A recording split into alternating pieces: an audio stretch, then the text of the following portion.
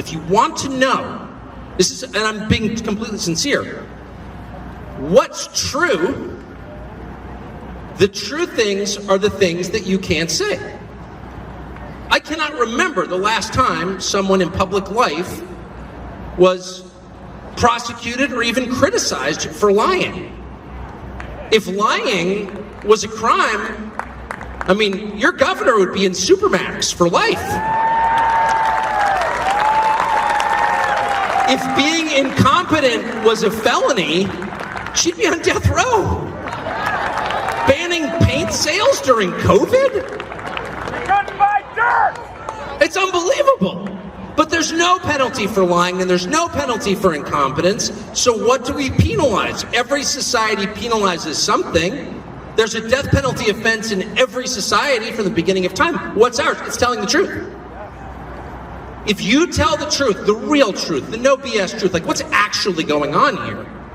Is this actually working? And no, it's not. Why isn't it working? If you were to be honest about that, you're done.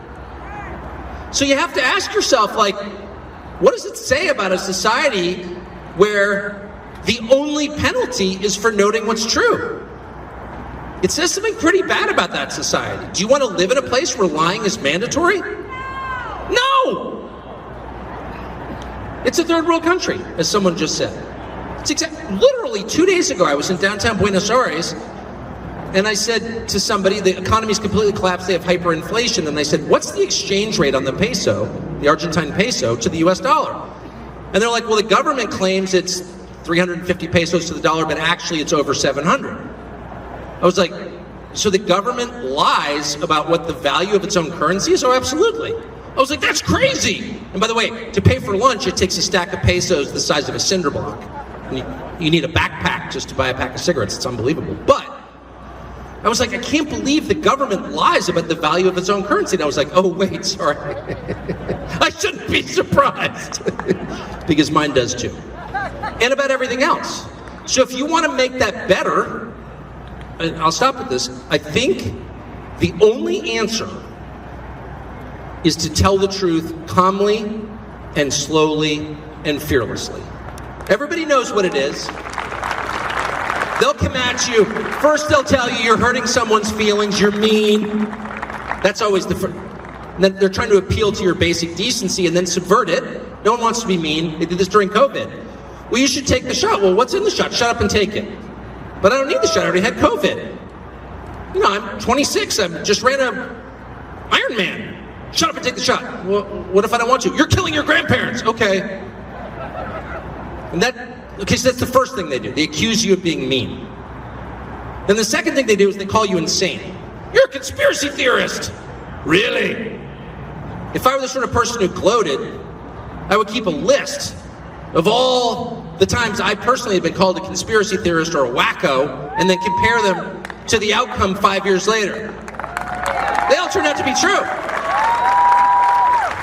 And I try to be a decent Protestant, not brag about myself, but like, the list is long. Very long. And then the third thing they do is just criminalize telling the truth. And you're seeing that now. There are people who are going to jail for non-trivial lengths. By the way, anyone who's ever been to a jail knows, and there are a bunch of sheriffs here, and they know best of all, any time in jail is not trivial.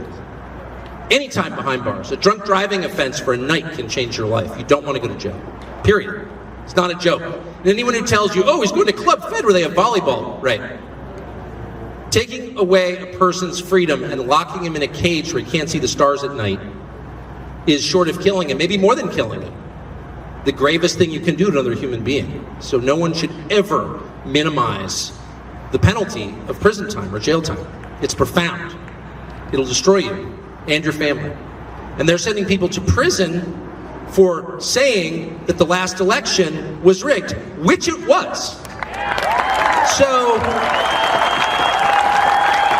oh, how can you say the last election was rigged? Well, when the country's largest law enforcement organization, the FBI, actively works on behalf of one political party, and when its largest intelligence gathering agency, the CIA, does the same, it's a little bit like what's happening in Michigan. When federal employees paid for by the tax dollars of everyone take an aggressive position on the side of one political party, you can't have a fair election. Because you're using public money to put your thumb on the scale on behalf of a partisan cause. It is totally immoral. And it's not free and fair. If our election took place in Bolivia, the 2020 presidential election took place in Bolivia, I can promise you the State Department would report back and say that was not a free and fair election. And Wikipedia would report it was a clouded election because there was fraud and interference, which there was. If some oligarch, some tech oligarch, spent nearly $500 million to control the mechanics of the Bolivian election in 2020, we would say it's not a legitimate election. But when Mark Zuckerberg does it in the United States, he's just helping with COVID. Yeah, we're really afraid of COVID, I'm sure. Yeah. So for saying that out loud, people are going to prison. And of course, the whole point is to convince you not to say it out loud. So don't let them. That's the only point. Don't let them. And if you keep telling the truth, some of you probably get indicted by Dana Nessel. Well, you're going to women's prison, a little better. But still prison. But it's worth it. Anyway, don't be intimidated. Your children's future depends on your bravery.